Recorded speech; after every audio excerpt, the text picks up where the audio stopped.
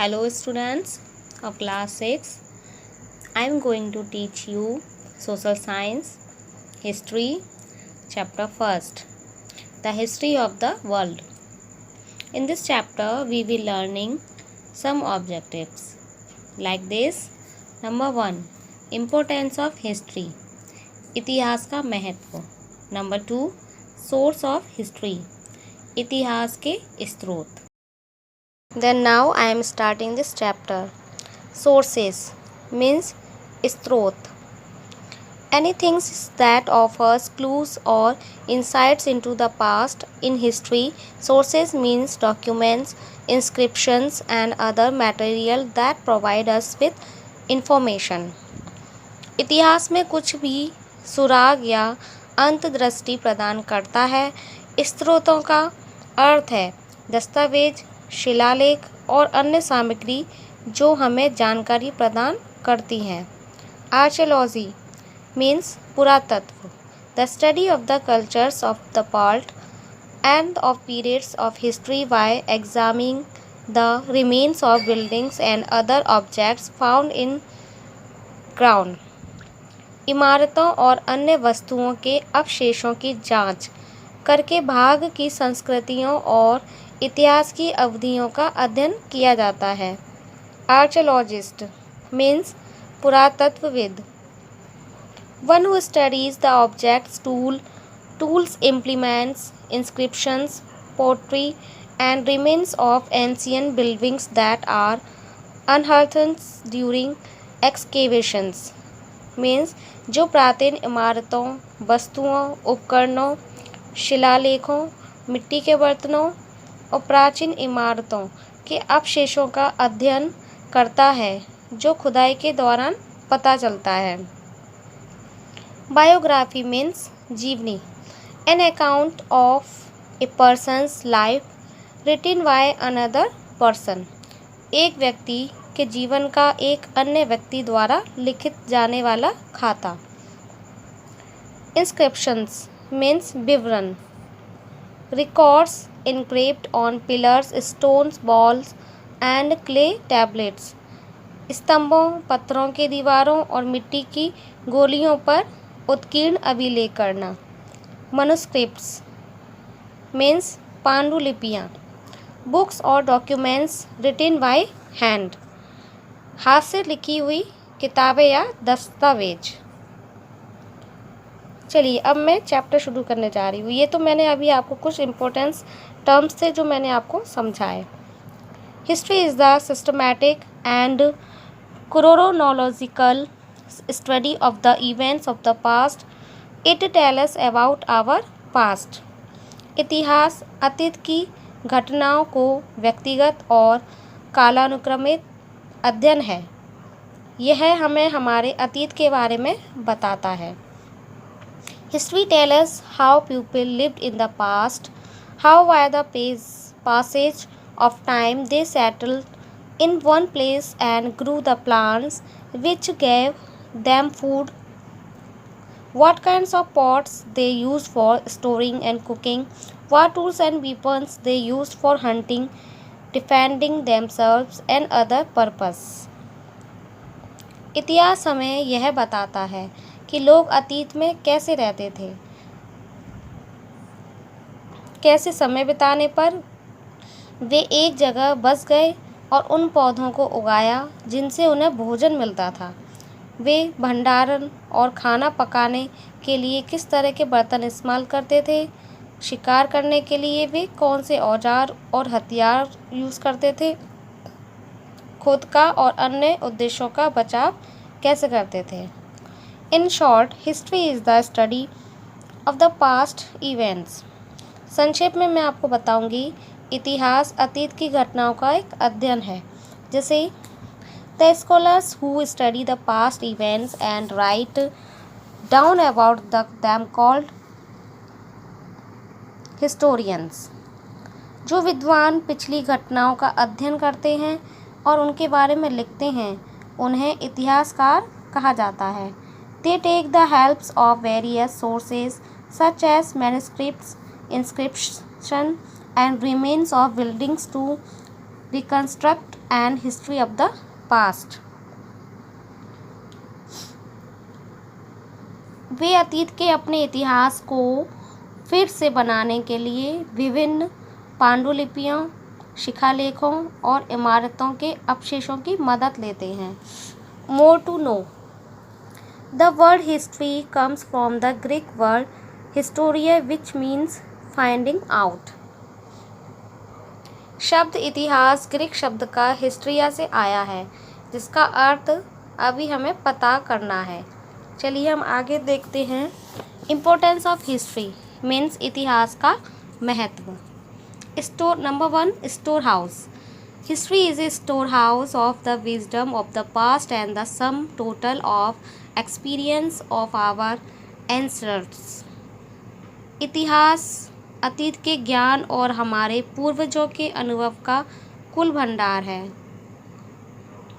It help us become good citizens and जज things wisely. ये हमें अच्छे नागरिक बनने और बुद्धिमानी से चीज़ों का न्याय करने में मदद करता है. Number 2, unfolds part evil practices means बुरी प्रथाओं का हिस्सा. It informs us about the evils that have been prevailing in the society, such as slavery, superstitions, racial discrimination, hunger, property, diseases, literary and imperialism, etc. यह हमें समाज में व्याप्त कुरीतियों जैसे दास्ता, अंधविश्वास, नस्लीय भेदभाव, भूख, गरीबी, बीमारियां, शिक्षा, अशिक्षा, साम्राज्यवाद आदि के बारे में हमें सूचित करता है. It also tells us to how man has been trying to fight against these evils in order to rid human society of them. Thus, history helps us understand changes. यह भी हमें बताता है कि मनुष्य कैसे हैं या कैसे होते हैं. इन बुराइयां के खिलाफ लड़ने की कोशिश करता रहता है ताकि उनका मानव समाज से छुटकारा हो सके. इसी प्रकार इतिहास में परिवर्तनों को समझने में हमें मदद करता है. नंबर 3, वेरियस डाइवर्सिटीज मीन्स विभिन्न विविधताएं. It enables us to accept diversities of races, languages, religions, cultures, etc. It also helps us understand cultures. यह हमें दौड़, भाषा, धर्म, संस्कृति आदि की विविधताओं को स्वीकार करने में सक्षम बनाती है. यह हमें संस्कृतियों को समझने में भी मदद करती है. नंबर 4, यूनिवर्सल ब्रदरहुड मीन्स सार्वभौमिक भाईचारा. It generates a feelings that the whole human race is one family and there exists a brotherhood among men. In other words, it tells us who we are. Means यह एक भावना पैदा करता है कि पूरी मानव जाति एक परिवार है और पुरुषों में एक भाईचारा मौजूद रहना चाहिए. दूसरे शब्दों में हम कह सकते हैं यह हमें बताता है कि हम कौन हैं. नंबर 3 पर आपको ये बॉक्स मैं आपको समझाने जा रही हूँ. Groundbreakers. The famous Greek historian Herodotus is regarded as the father of history. Groundbreaker मैं आपको बता रही हूँ. हिस्ट्री प्रसिद्ध इतिहासकार थे इतिहास के हेरोडोटस, जिनको इतिहास का पिता भी कहते थे. He was the first historian known to collect historical materials systematically and to arrange them in a well-constructed narrative. वे पहले इतिहासकार थे जिन्हें ऐतिहासिक सामग्री को व्यवस्थित रूप से एकत्रित करना और सुव्यवस्थित कथा में व्यवस्थित करने के लिए जाना जाता था. मतलब कि वो पहले इतिहासकारक थे जिन्होंने कुछ व्यवस्थित चीज़ों को संभाल के रखा और उनके बारे में हमें जानकारी दी. Period and periodisations. Historians have divided the past into two broad periods, prehistory and history. Period and periodisations means अवधि और समय समय पर। अवधि के इतिहासकार ने अतीत के दो व्यापक अवधियों में विभाजित किया, जैसे प्री हिस्ट्री मीन्स प्रागैतिहास और हिस्ट्री मीन्स इतिहास। Pre history is the long period of human evolutions before the invention of writing. प्रागैतिहास लेखन के आविष्कार से पहले मानव विकास की लंबी अवधि थी। As such, the prehistoric period is that part of the past for which there are no written records. जैसे कि प्रागैतिहासिक काल वह अतीत है जिसके लिए कोई लिखित अभिलेख नहीं है। Humans at that time were hunters and gatherers and therefore did not lead a settled life. उस समय के मनुष्य शिकार को इकट्ठा करते थे और इसीलिए उन्होंने एक व्यवस्थित जीवन नहीं जीता या व्यवस्थित जीवन नहीं बिताया। टू अंडरस्टैंड प्री हिस्ट्री इतिहास या प्रागी इतिहास के बारे में हम अब समझेंगे, जैसे कि the archaeologists make excavations deep into the ground and learn about the life in the past on the basis of the archaeological remains they find. पुरातत्वविदों के खुदाई के समय पर जमीन में गहरा गड्ढा बना दिया जाता था और पुरातात्विक अवशेषों के आधार पर अतीत में जीवन के बारे में जानने के लिए कहते थे।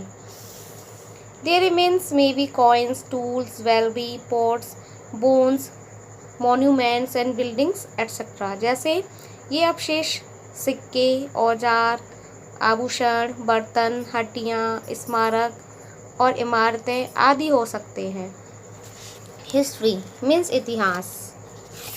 History is the period of the past that comes after the invention of writing. Therefore, the history of the historical periods written records are available. इतिहास अतीत का यह दौर है जो लेखन के आविष्कार के बाद आता है। इसलिए ऐतिहासिक अवधि के अध्ययन के लिए हमें रिकॉर्ड उपलब्ध नहीं है, लेकिन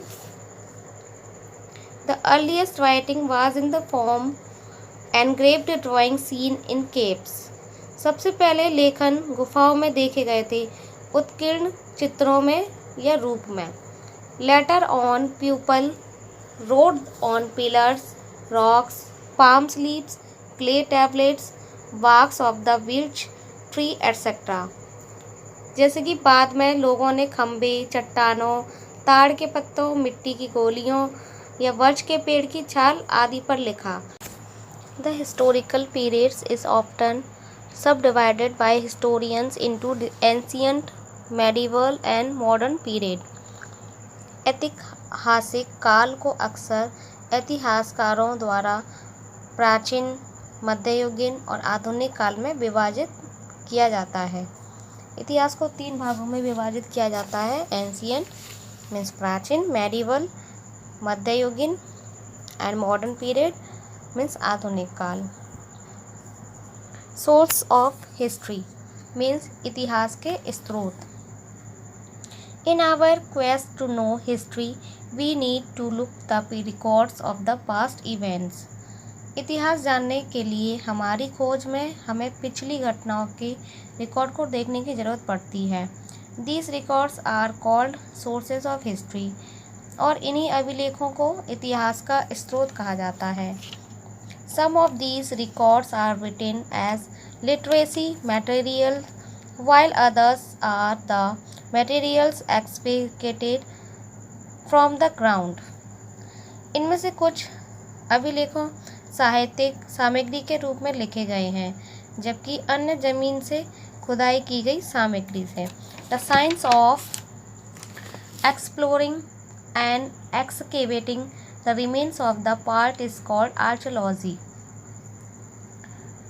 अतीत के अवशेषों की खोज और खुदाई के लिए विज्ञान को पुरातत्व कहा जाता है।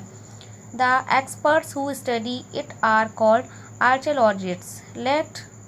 Let's learn more about them. The aforementioned sources are dealt with hereafter. जो विशेषज्ञ इसका अध्ययन करते हैं उन्हें पुरातत्वविद कहा जाता है। आइए उनके बारे में अधिक जानते हैं।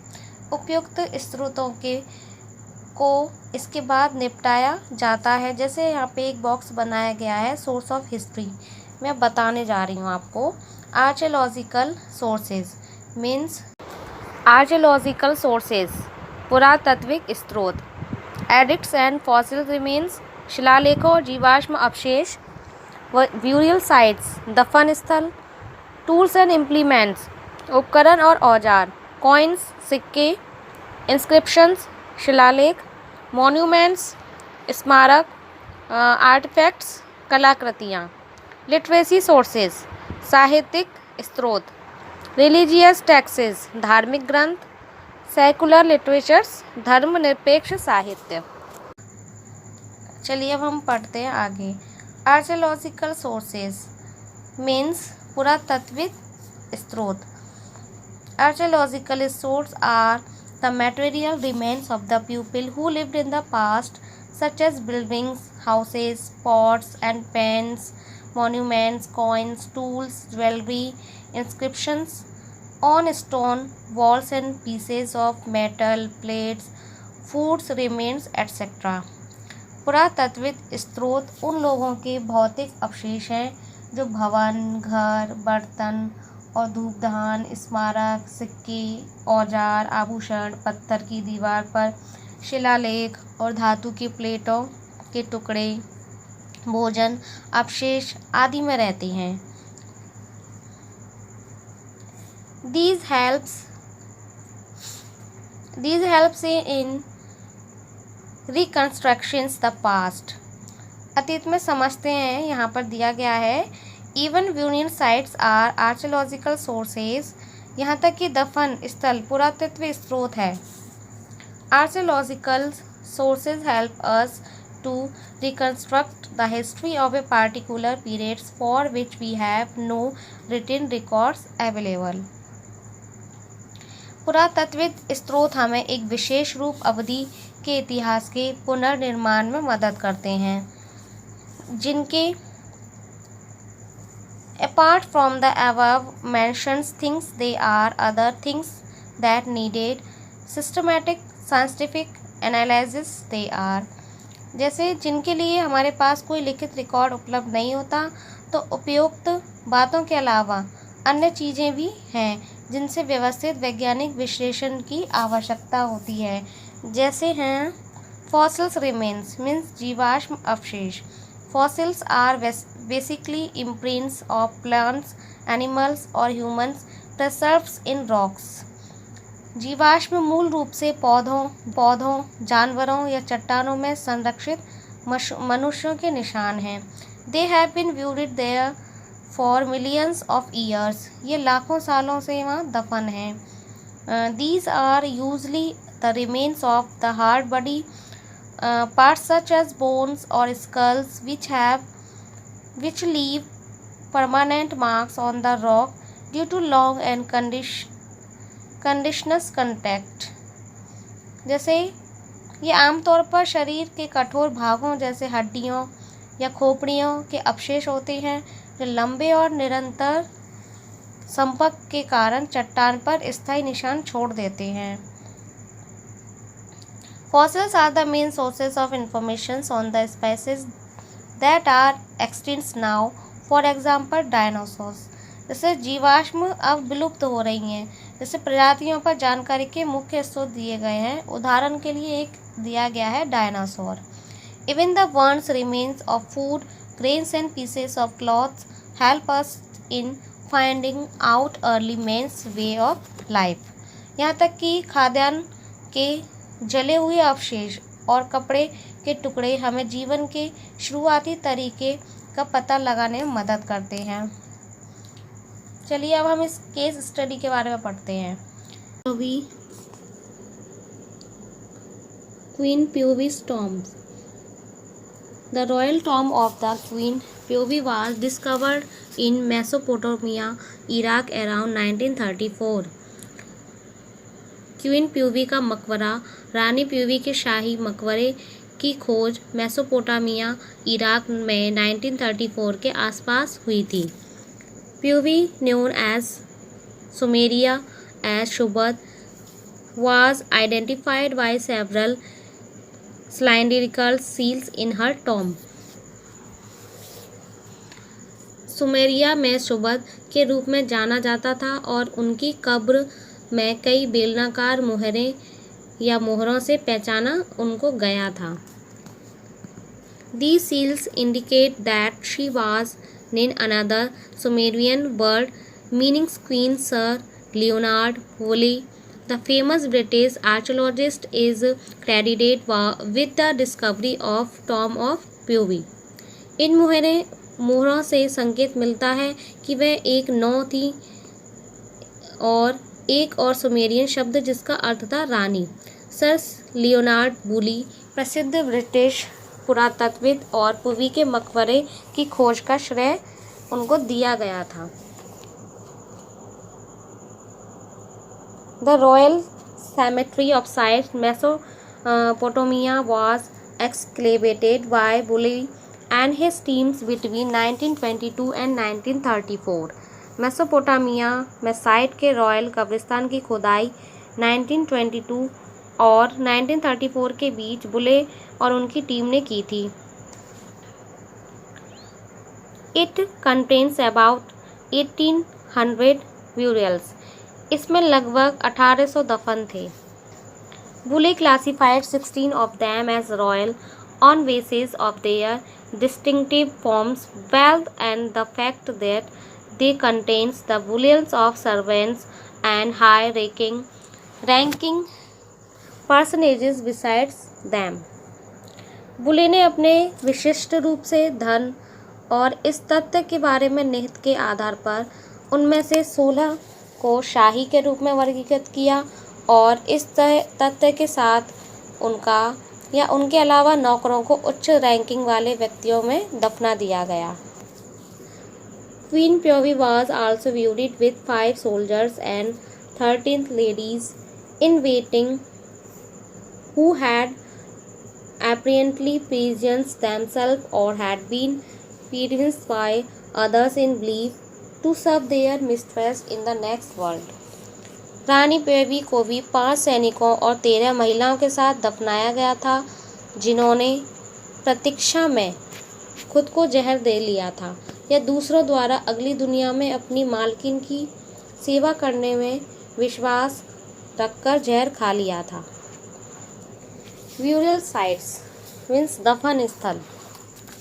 The favorite places with the archaeologists, the burial sites, as they get a lot of materials evidence from such places. पुरातत्वविदों के पसंदीदा स्थान दफन स्थल हैं क्योंकि उन्हें ऐसी जगहों से बहुत सारे भौतिक साक्ष्य मिलते हैं। टूल्स एंड इम्प्लीमेंट्स मीन्स उपकरण और औजार। Man use tools for running his day to day life smoothly. he made crude tools in the beginning from the hard stone but later from flint, another variety of grey stone. आदमी ने अपने दिन प्रतिदिन के जीवन को सुचारू रूप से चलाने के लिए उपकरणों का प्रयोग किया। उन्होंने शुरुआत में कठोर पत्थर से कच्चे औजार बनाए लेकिन बाद में चमकदार पत्थर जैसे ग्रे पत्थर की एक और किस्म, मतलब कि इसमें जो कोष्टक में दिया गया है another variety of grey stone, एक ग्रे कलर का पत्थर था उसको उन्होंने यूज़ किया। Thus he made better tools with sharper edges in knives like blade, border and similar articles. इस प्रकार उन्होंने तेज किनारों के साथ बेहतर उपकरण बनाए जैसे एक चाकू, ब्लेड या इस तरह के बहुत सारे लेख बनाए जिससे वो लिखने लगे। एडिक्ट्स एंड इंस्क्रिप्शंस मीन शिलालेख और शिलालेखों के। An edicts is royal command. एक शिलालेख एक शाही आदेश है। It is issued issued for the pupil to do some activities or to keep away from doing some activities. यह लोगों को कुछ गतिविधि करने या कुछ गतिविधि करने से दूर रखने के लिए जारी किया गया था. Such officials ordered were engraved on metals, stones, rocks or pillars. ऐसे आधिकारिक आदेश धातु, पत्थर, चट्टानों या खंभों पर उत्कीर्ण किए गए थे. Thousands of these edicts were found during the excavations in the Harappan valleys belonging to 3000 BC. 3000 ईशी पूर्व से संबंधित हड़प्पा घाटी में खुदाई के दौरान इनमें से हजारों संस्करण मिले थे. Certain important activities or events relating to king were also found engraved. These are called inscriptions. राजाओं से संबंधित कुछ महत्वपूर्ण गतिविधियों या घटनाओं को भी उत्कीर्ण किया गया था. इन्हें शिलालेख भी कहते थे. It is only through the inscriptions on the pillars that we have come to know about King Ashok. खंभों पर शिलालेखों के माध्यम से ही हमें राजा अशोक के बारे में पता चला था. These are engraved in Brahmi and Kharosthi script. Kharosthi scripts and inscriptions of the Harappan periods are found on seals. However, they have not yet been deciphered. ये ब्राही और खरोष्टी लिपियों में उत्कीर्ण हैं. हड़प्पा काल के शिलालेख मोहरों पर पाए जाते हैं, हालांकि उन्हें अभी तक विघटित नहीं किया गया है. मोर टू नो में देखते हैं. Epigraphy is the study of written records engraved on stone and clay or copper plates. Epigraphy को जानने के लिए अधिक पत्थर और मिट्टी या तांबे की प्लेटों पर उत्कीर्ण लिखित अभिलेखों का अध्ययन करते थे.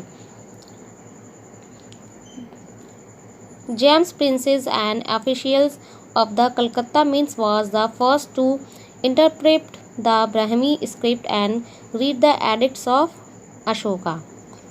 कलकत्ता टकसाल के एक अधिकारी जेम्स प्रिंसेप ने सबसे पहले ब्राह्मी लिपि की व्याख्या की और अशोक के ग्रंथों को पढ़ा. कॉइन्स मीन्स सिक्के. In normal courses the coins were made of metals और एलॉयज इन द पास्ट. सामान्य तौर पर सिक्के अतीत में धातुओं या मिश्र धातुओं से बने होते थे. These coins, their metals indicates the way of inscriptions on them and these level of scientific advancement during the period. सिक्के उनकी धातु, उन पर अंकित करने के तरीके और उनकी अवधि के दौरान वैज्ञानिक प्रगति के स्तर को इंगित करते हैं. They help us to learn about the rulers in a particular dynasty and ascertains their reigns. They also provides us with vital clues about the economic conditions of the country. वे हमें एक विशेष राजवंश में शासकों के बारे में जानने और उनके शासनकाल को पता लगाने में मदद करते हैं. वे हमें देश के आर्थिक स्थिति के बारे में महत्वपूर्ण सुराग भी प्रदान करते हैं. Sometimes coins provide the informations about the nature and religion of kings. वे हमें देश की आर्थिक स्थिति के बारे में बताते हैं, लेकिन कभी कभी सिक्के राजाओं के स्वभाव और धर्म के बारे में जानकारी प्रदान करते हैं. जैसे for example the coins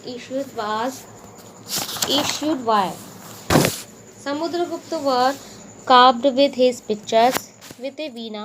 This gives is a clear indications of his love of music.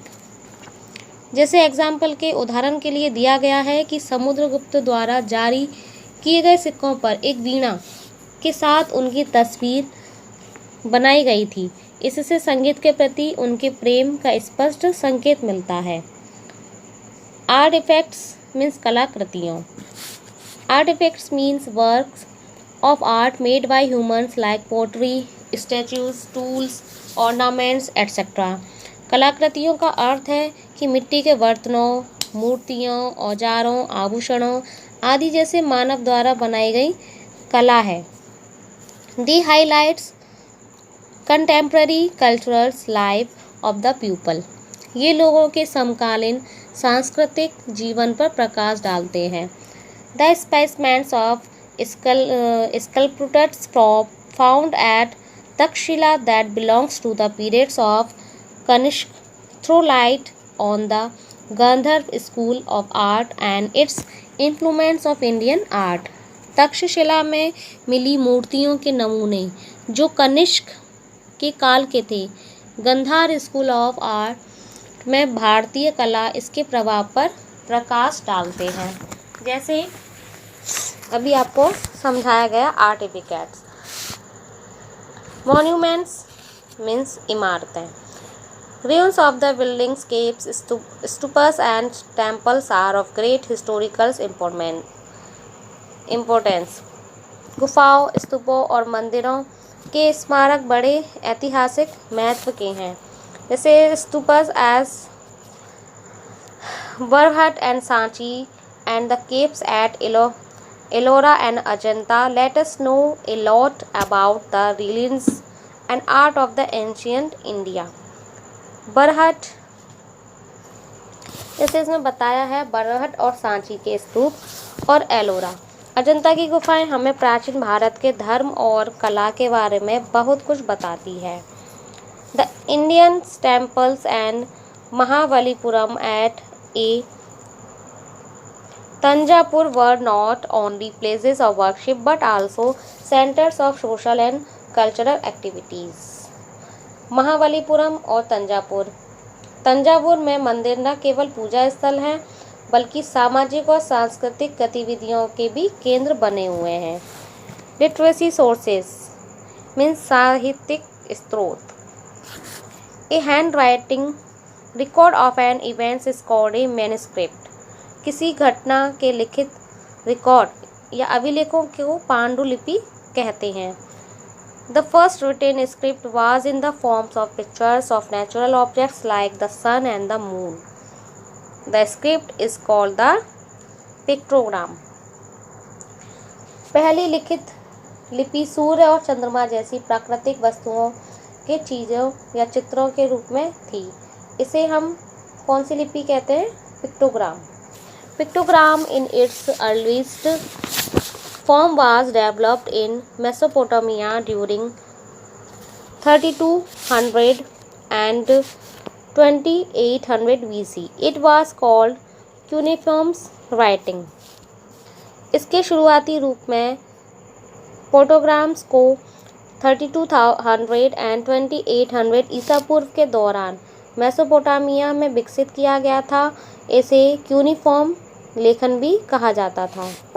By the passage of the time during the period, most of the manuscript got defaced and lost or destroyed।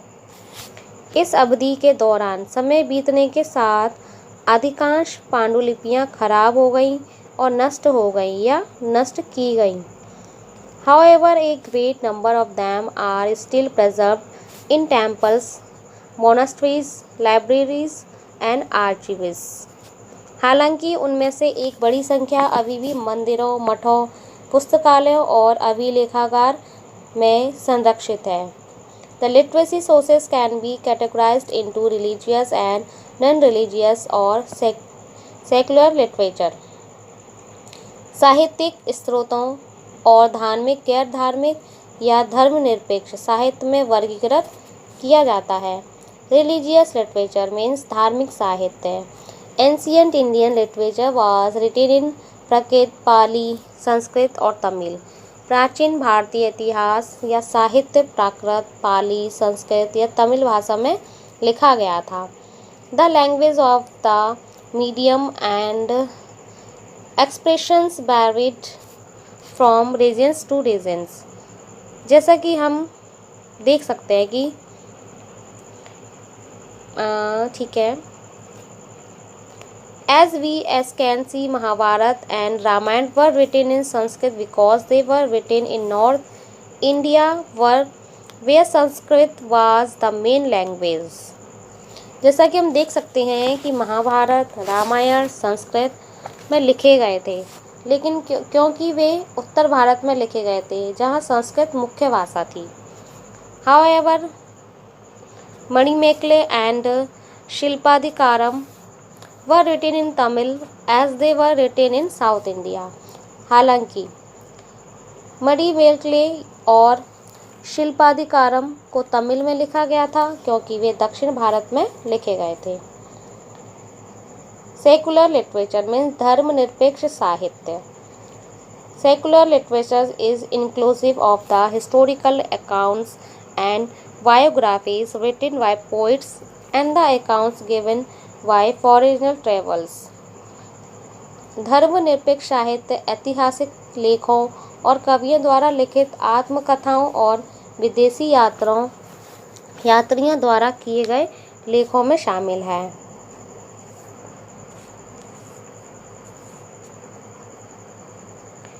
They were written in the form of the travelers or record events, customs of the contemporary society and administrative rules and regulations.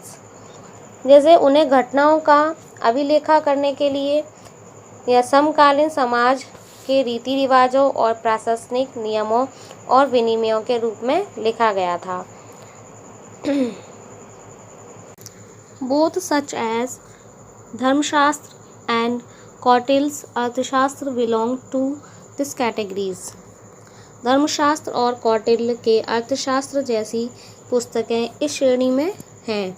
Written accounts of the foreigner travels like the Greek ambassadors Megasthenes in the court of Chandragupta Maurya writing of the Chinese travelers Fa Hin Kun Fa Axines and Hun Struns. Oceans Zhuangzheng Wao who visited India also come in the categories of secular literature. जैसे चंद्रगुप्त मौर्य के दरबार में Greek राजदूत मेगास्थनीज जैसे विदेशी यात्रियों के लिखित लेख जो भारत के मंत्री वेनजियान और हेनसांग और जुआनजंग के लेखन को भी धर्मनिरपेक्ष साहित्य की श्रेणी में किए गए हैं.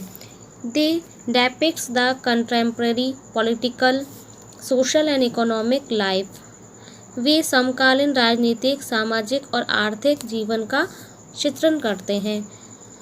The Fahian gave a detailed account of the reigns of Chandragupta Vikramaditya. Hun Strungs wrote Shivaji that serves as an important source of information about the king Harsh.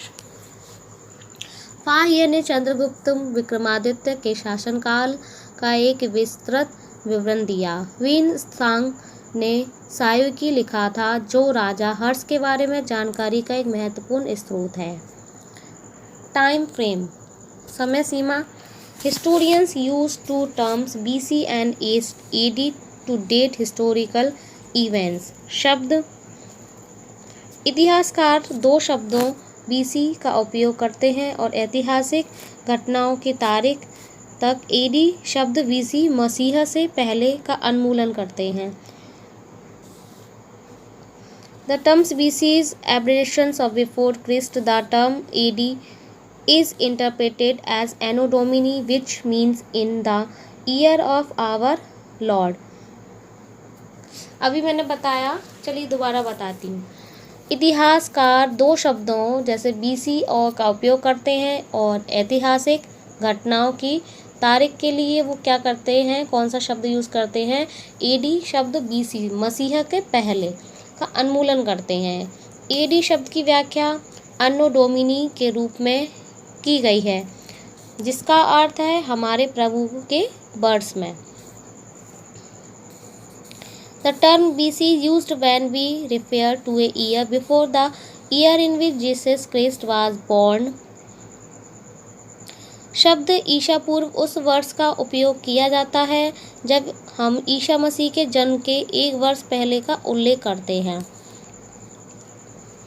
AD refers to the number of the years which have passed since the time when Jesus was born. AD शब्द का तात्पर्य उन वर्णों की संख्या में है जो उस समय से चली आ रही है जब यीशु का जन्म हुआ था। चलिए मैं अब इसके बारे में समझाती हूँ ये है क्या चीज़ है। जैसे कि इसमें दिया गया है a timeline of ancient Indian history, प्राचीन भारतीय इतिहास की एक समय अवधि। अब आपको अच्छे से समझ में आएगा कि BCE या फिर CE होता क्या है। ठीक है, तो चलिए नंबर 1 पे जैसे दे रखा है early and let stone age, मतलब प्रारंभिक और लेट स्टोन आयु, ये कब चालू होती है? 7000 ईसी पूर्व में। इंडस वैली सिविलाइजेशन नंबर 2 पे दिया गया है सिंधु घाटी सभ्यता, ये 2000 ईसा पूर्व में। नंबर 3 वैदिक पीरियड, वैदिक काल मतलब 1000 ईसा पूर्व।